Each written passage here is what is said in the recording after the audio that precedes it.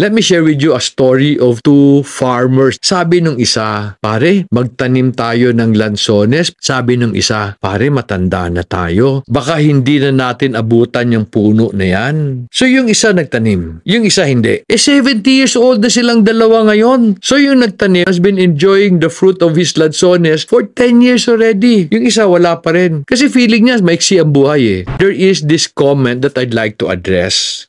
Sabi niya, ba't ako magtitipid? Maiksi lang yung buhay. Hindi naman natin madadala sa langit yung perang titipirin natin.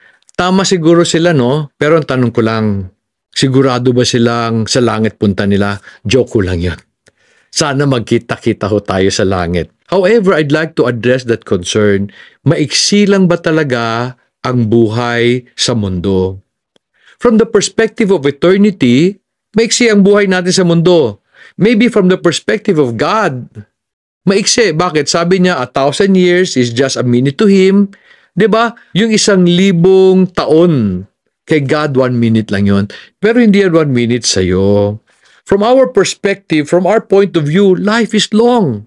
Today, because of medical advancement, people are able to live up to 80 to 90 years. Kasi mas marami ng gamot to help us live longer.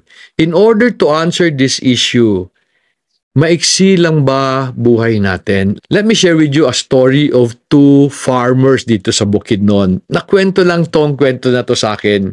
Sabi nung isa, pare, magtanim tayo ng lansones para meron naman tayong napipitas pag gusto natin kumain.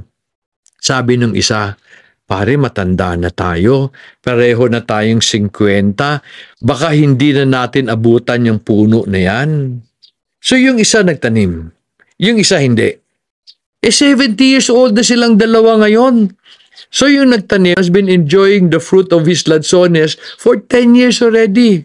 Yung isa wala pa rin. Kasi feeling niya, maiksi ang buhay eh. Friends, kailangan ko maintindihan ninyo. Hindi ka nagsipag today. Hindi ka nag-ipon.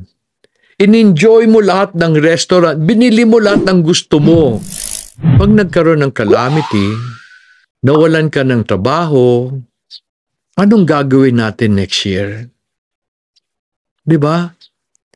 Friends, life in our perspective is not long. If we do not do our responsibilities today, we will suffer the consequences tomorrow.